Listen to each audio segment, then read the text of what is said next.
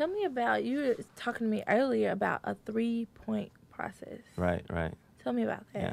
that. It's kind of complex in terms of university stakeholders, but what we like to see in our students are three things. Number one, that retention rate. How do we get that student from being freshman status to sophomore status? Number two is progression rate. How do we see our students matriculate through that process from being a freshman, sophomore, junior to now senior? And then most importantly, ultimately, that has a lot to do with student success and academic success is graduation rate. How do we get them here in that 4-year process so that we let them graduate on time? And so that's what we're looking at. Number one being that retention rate. We have students come in and they're here for a semester or two and then they think, this is not for me. And so that's what we're trying to correct, because a lot of our population is first-year generation college students. And so that means mom did not go to college, dad did not go to college, and if they did not complete a 4-year degree or even a 2-year degree. And so they like to settle. If mom and dad, everybody wants to see their children do far and beyond than what they did. And so they think that I can settle. I can just go to a community college. I can be fine. I just did a little bit more than parents did. And so we can find that we can get you on campus, we can help you succeed here in this environment just as well as a 2-year community college. And so we're trying to join all stakeholders. That's our community, it's our students, it's staff at high schools, that's our community college, advocates. We all need to join together to say this is what this student can be. Now let's help him or her get to where they need to be. Definitely.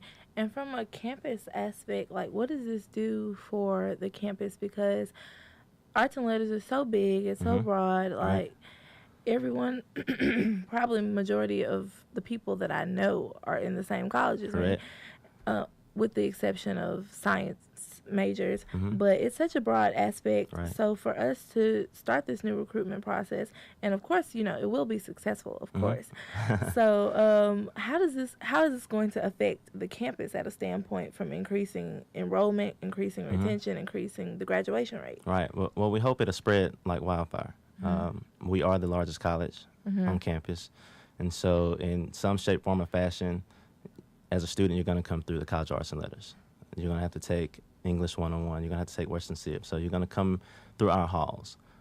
The beautiful thing about it, again, our dean has a vision, and the College of Science and Technology also has a person in this position, Mr. Andre Heath. And so what we hope is that we will spread this atmosphere around campus to where each college will have a specific person or a team that will tailor their offers and their majors directly to students. And so we know that admissions officers, they're limited to what they can do. They have admissions counselors, they have officers that are out on the road constantly. In my former position at the University of West Alabama, I was an admissions counselor. I was on the road 24/7. And there's only so much that you can do. There's only so much energy that you can exert. You go to college fair, you go to high school days, you go to private visits, and you speak in front of senior classes galore, and all you could do is just speak for the university as a whole. And that's fine. But when it comes to just one-on-one personal attention, we need those advocates in those positions that are the sole representatives of the college itself. And so that's what we're doing. And again, Science and Technology is doing it, and it's our hope and our desire that other colleges on campus will follow suit. Let's have one specific person that can sit down and answer emails, that can sit down and lead campus dinners or off-campus dinners. We can do those things so that we can make our students feel at one with the university. Definitely. And I know we spoke earlier about, you completed your undergrad at UWF. That's correct. Excuse me. Yeah. And it's very small Correct. compared to USM. I think you told me the population was about 2,500. 2,500. That's correct. And the Department of Arts and Letters here at USM is about approximately 3,000. Yeah. So basically, the size of your college was the size of our department here. Right.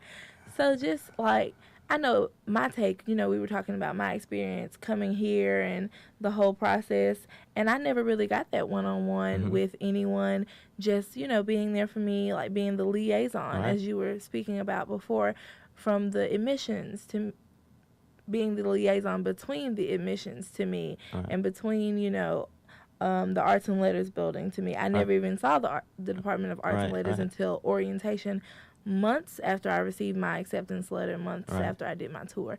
So just, it would have been so incredible, if someone had reached out to me and be like, hey, well, let's discuss your future. Let's discuss your skills, your passion. Like, Right. what do you want to do? And I think that's just so important that we make the connection with those students, because that's what's going to keep them here. Right.